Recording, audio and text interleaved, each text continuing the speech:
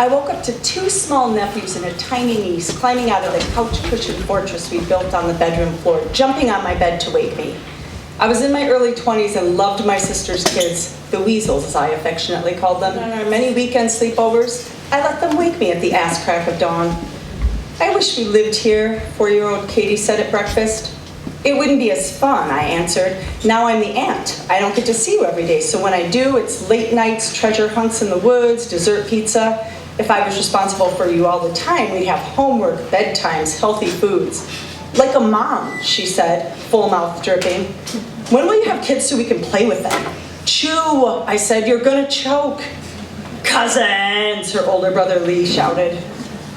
That's not gonna be anytime soon, I said, thinking no child should be born into the shitstorm that was my relationship with my sort of ex-boyfriend. Mom says you'll be 40 before you have kids, Lee smiled.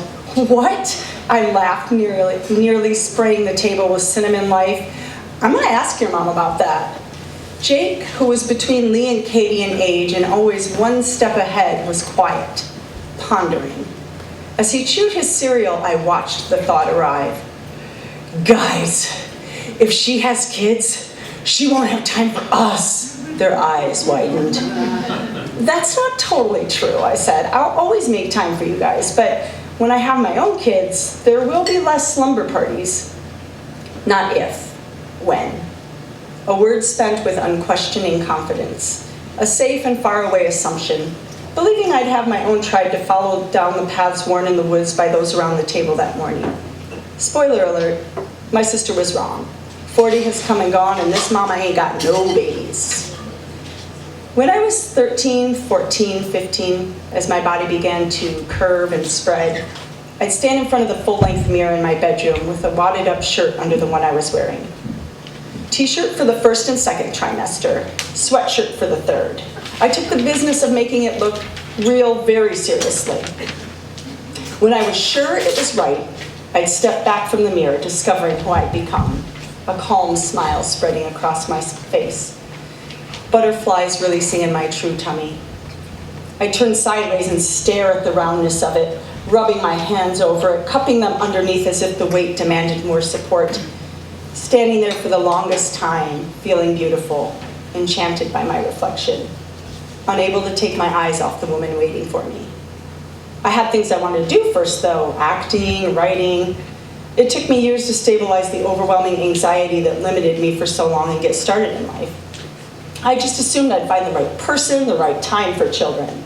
Neither ever happened. In my 30s, I lived in LA, hoping to become an actress, which mostly amounted to selling vitamins to the rich and angry in Beverly Hills. Lesson learned. The winter before moving home, I had surgery to remove my thyroid. My sisters flew out to be with me. Weak and emotional, bandage over my open wound. I took them sightseeing. Hashtag people pleaser. We stood on the stairway of Grauman's Theater in Hollywood, home of the Oscars. I'd watched countless times as actresses climbed them, believing the view would one day be mine. That morning, hormones raging in the key of clear-eyed reality, I collapsed into my sister's arms on those stairs, sobbing. This isn't going to happen for me. I always thought it was, but it isn't. This same truth finds me now. My body's turning the page. Nature, that unrelenting bitch, does not bargain for time. Even if I adopted, there's my mind to contend with. I have OCD and depression, the chaos in my head seeming louder with each passing year. How fair would it be to add a child to that? I need a certain amount of rest and peace to keep my brain on even keel. I've grown attached to the comfort, sleep, and the way things are, a fact that makes me sad. Motherhood, or lack thereof, was never a choice I made. I suppose in some way it was a series of micro-decisions so imperceptibly small that I barely noticed I was choosing one path by not choosing another.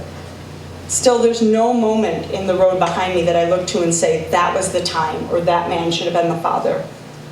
Perhaps if I were a woman who mapped her life instead of trusting the compass in her gut. But I'm a woman who wakes in the night, panicked and punishing myself for a tiny mistake made during the day, unable to let it go. So I'm grateful not having children can't be distilled down to a single moment or choice. because that's a one-way ticket down a rabbit hole I cannot afford. I can only hope there was a knowing in me greater than the sum of my regret looking back, a wisdom in trusting the compass that led me here. My nephew Jake, the little boy who sat in that kitchen so many years ago, took his own life at 22. In the months following, I'd look at babies, feeling a pull in the deepest part of my belly, some never-was umbilical cord tugging me towards a tiny soul I hope to meet, perhaps the life force raging in me or the echo of my best memories longing to start again. In sharing the devastating loss, I discovered something in the eyes of strangers, a sort of silent calculation of the amount of grief I was allowed, some strange hierarchy of mourning. Who were you to him again? His aunt. The softness in their faces faded slightly, relieved to not have to comfort his mother or sister or wife. At least that's how I translated it. Perhaps filtered through my own insecurity. Just the aunt. I wanted to download a lifetime of memories shared to prove I'd earned the intensity of what I was feeling. People forget that mother is not only a noun, but a powerful verb. Lifting trucks off babies, laying down lives to save them. I'm not a mother. I will never claim that noun. But I've mothered. A verb woven in my bones, called to life the first time I met my nephew's eyes. If you say it's not the same, you're right. But my version of this verb, the only action I've ever been certain of, is no less real or fierce or natural. Ask the children. Search their eyes. Scan the molecules of their brightest memories. You'll find me there. I'm slowly arriving at a place where I understand how this verb has shaped my life. Learning to let go of the noun that will never be mine by recognizing the children who somehow still are. It's not a perfect process. I inch closer to acceptance by focusing on all I've been given, but I'm still floating in an ocean of ambivalence, the waves changing every day. I've mourned the lives that altered and defined mine, but how do you grieve for something that never was? This question is a hymn on the lips of so many reaching the season of their lives. The sun setting on someday, the faraway future suddenly tomorrow, then yesterday, then gone. We can make space for that, or we can run from it. With alcohol, sex, drama, drugs, tangling ourselves in regret, missing chances to change the present. I've done a lot of running in my life.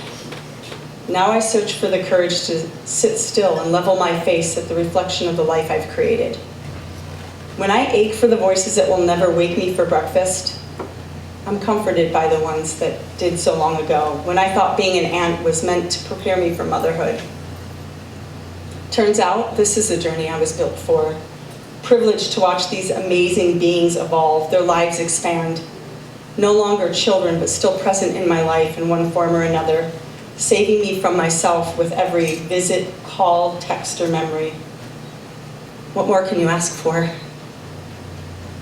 Lately, I stand in front of the mirror staring at the length of my body, changed by time, gravity, cellulite, rubbing my hands over my belly, a place never occupied, smooth and unstretched. My eyes follow the gentle curve of my hips, unwidened by birth. I don't know one mother who'd trade her child for the stretch marks they caused. Still, I cling to this bikini season consolation prize, my shallow insurance against regret.